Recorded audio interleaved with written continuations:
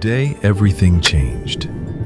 Wasn't a war, wasn't a meteor, wasn't a disaster. Systems are under visible strain. Water distribution, food supply chains, housing, and public health infrastructure. Governments insist the situation is manageable. Citizens are not convinced. In the last 48 hours, demonstrations have erupted across multiple regions as communities demand a 12 unified billion, plan. one biosphere, and a question no civilization wants to ask out loud.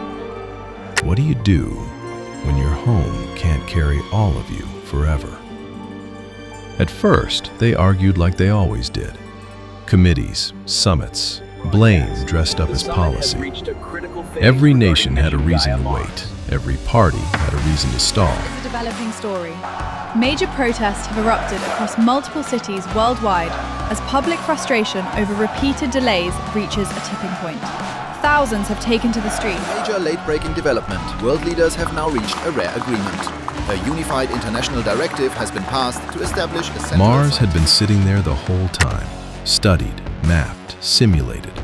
A red planet we knew like a diagram and feared like a reality. The technology existed for generations. The only missing component was agreement. And when agreement finally arrived, it came with a deadline. What best options do we have here?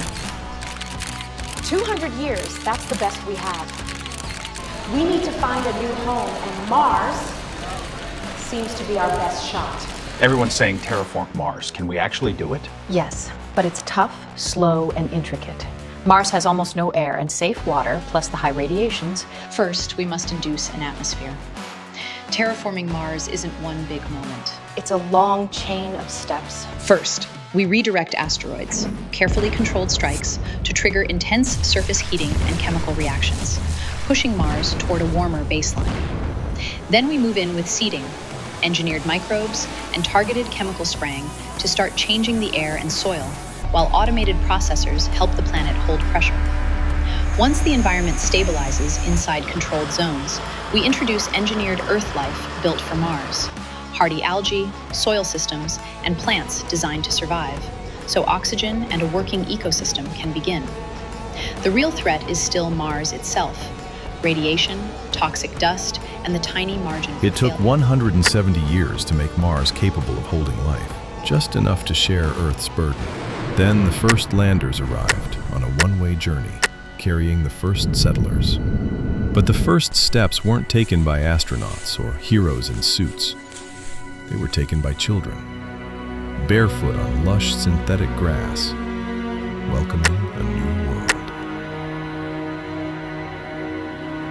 It took years and years, whole lifetimes, to turn Mars from a project into a place. Camps became districts, districts became cities.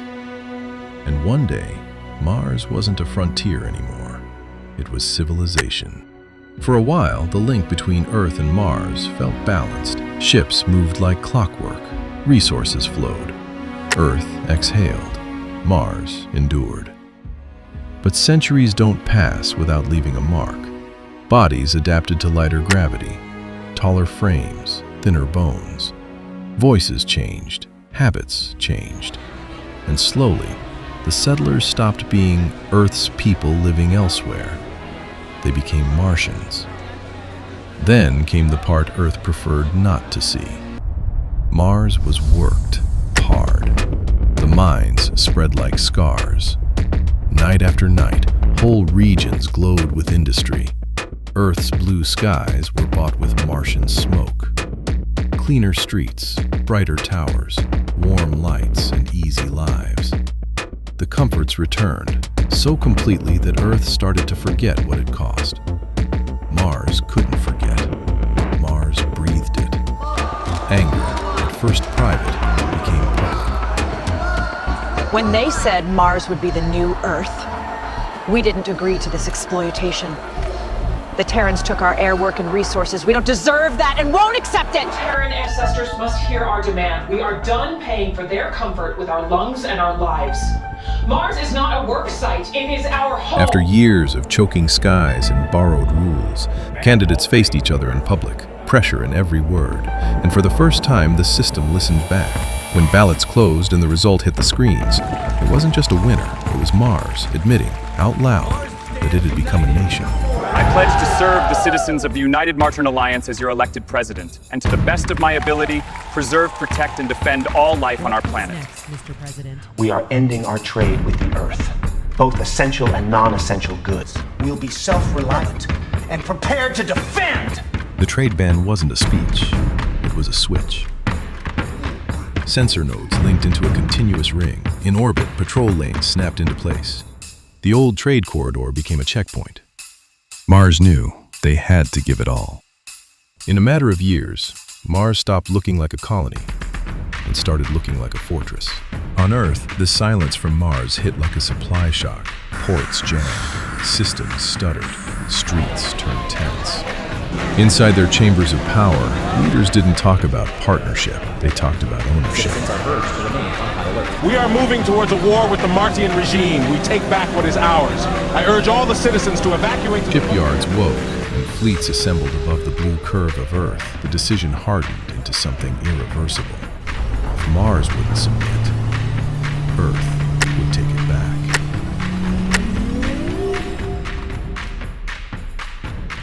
One window where a fleet could cross space fast enough to matter. Earth moved first. As a warning, it struck down a Martian satellite, igniting the torch of war. From its ports and command halls, minimally manned carriers held back while thousands of unmanned craft poured forward in perfect lanes, all controlled like a single organism. Mars met them with discipline, not panic. Martian warriors fought for their sovereignty, while Earth fought to avoid returning to the hell it once was. In orbit, the war wasn't loud.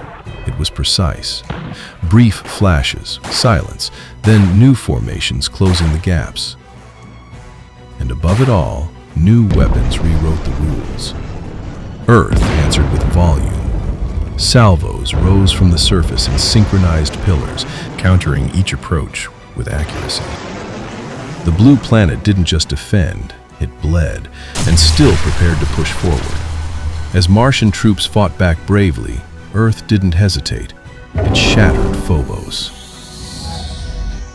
That was the breaking point. Mars committed everything it had left, anything to keep its world standing. Mars had to do it. There was no choice. Take out the weapon. The strike hit, and Earth's moon came apart, rock and dust blooming as Luna was knocked off its mark. The impact triggered unprecedented tsunamis across Earth, flooding coastlines and taking billions of lives. By the end, neither side had won. Orbits were choked with debris. Systems went dark. Fleets thinned. 2 planets remained alive, scarred, and locked in a stalemate where the next victory would cost extinction. With lives lost in the billions, those hiding in their bunkers emerged, hoping to fix what remained of their worlds.